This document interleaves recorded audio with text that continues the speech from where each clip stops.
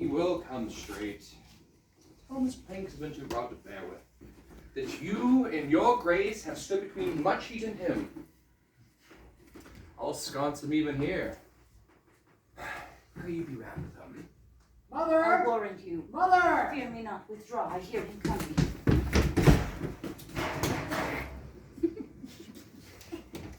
Mother, what's the matter now? Hamlet, thou hast thy father much offended. Mother, you have my father much offended. Come, come, you answer with an idle tongue. Go, go, you question with the wicked tongue. Why, how now, Hamlet? What's the matter now? Have you forgot me? No, by the rule, not so. You are the queen, your husband's brother's wife. And were it not so, you are my mother. Nay, then I'll set those to you that can speak. Come, come and sit you down. You shall not budge. Not until I set you up a glass where you may see the inmost part of you. What wilt thou do? Thou wilt not murder me. Help, ho! Help! Help! Help! How now, a rat? Dead for a nugget dead! I am slain. Oh me, what hast thou done? Nay, I know not. Is it the king? What a rash and bloody deed is this? A bloody deed? Almost as bad, good mother, as kill a king and marry with his brother. As kill a king? Aye, was my word.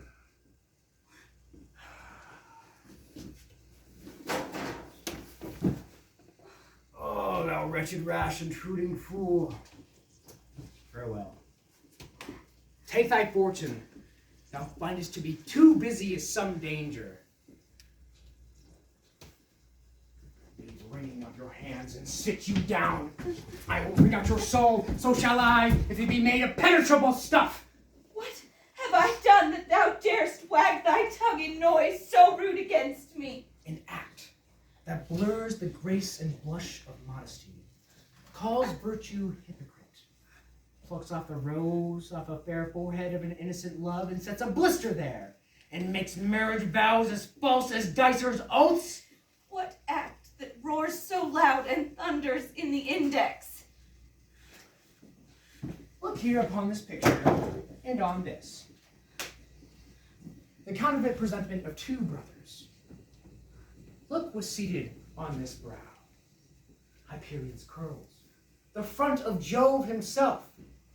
The combination in form and deed, where every god did seem to set his seal, to give the world assurance of a man. This was your husband. Look you now what follows. This is your husband. Like a mildewed ear, blasting his wholesome brother. Have you eyes? You would leave this fair mountain to feed and batten on this moor? Ha! Have you eyes? Or you cannot call it love, for the heyday and the blood is tame.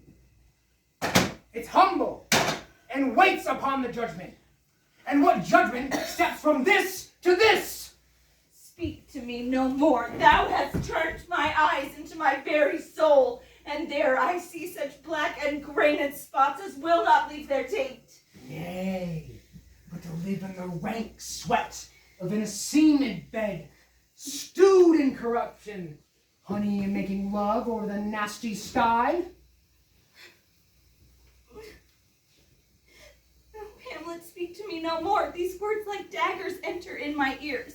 A murderer and a villain, a cutpurse of the empire and the rule, that from the shelf the deedum stole and put in his pocket. No more! King of shreds and patches.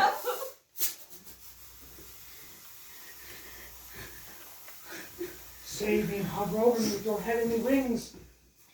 What was your gracious figure? Alas, he is mad. Do you not call your tardy son to chide? I'll go by the important acting of your dread command. Oh, say! Do not forget! This visitation is but to fight thy almost blunted purpose. Look how amazement on my mother's head. Oh, step between her and her fighting soul. Speak to her, Hamlet.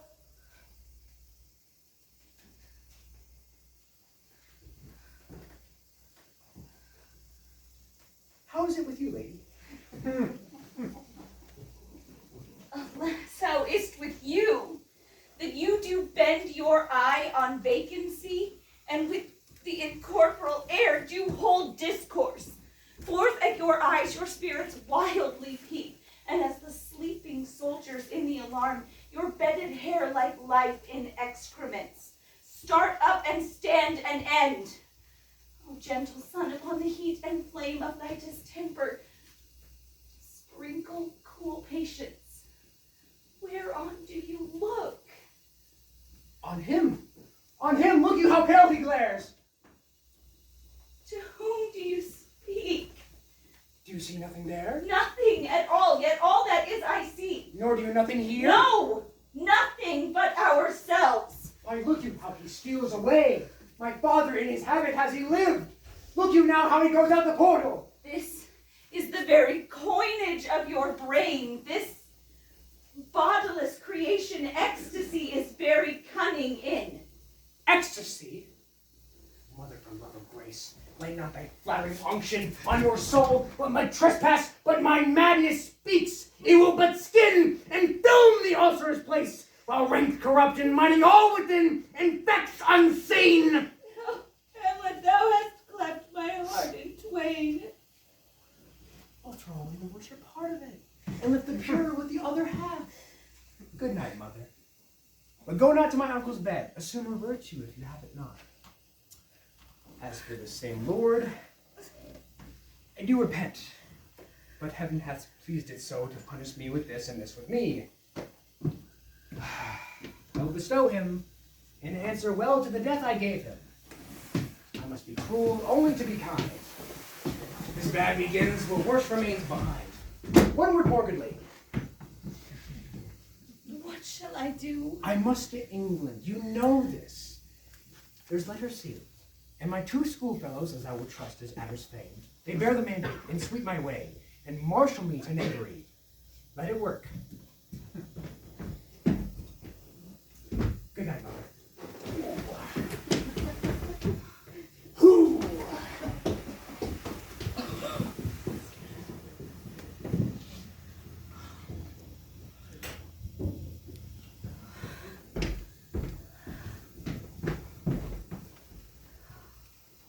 There's matter in these sighs. These profound heaves you must translate. 'Tis fitting we understand them. Where is your son? Oh, mine own lord, what have I seen tonight? What, Gertrude? How does Hamlet? Mad as the sea and wind, when both contend which is the mightier. In this lawless fit, behind the arras hearing something stirring, he whips out his dagger and cries, "A rat! A rat!" And in this brainish apprehension, kills the unseen good old man. Oh, heavy deed. It had been so with us had we been there. His liberty is full of threats to all, to us, to you, yourself, to everyone. Alas, how shall this bloody deed be answered? It will be laid to us, whose providence should have kept short, restrained, and out of haunt this mad young man. So much was our love. We would not understand what was most fit, but like the owner of a foul disease, to keep it from divulging, let it feed, even on the pith of life. Where is he gone? To draw apart the body he hath killed. Or his very madness is like some ore among a mineral of metal's base, shows it so pure. He weeps for what is done. Oh, Gertrude, come away.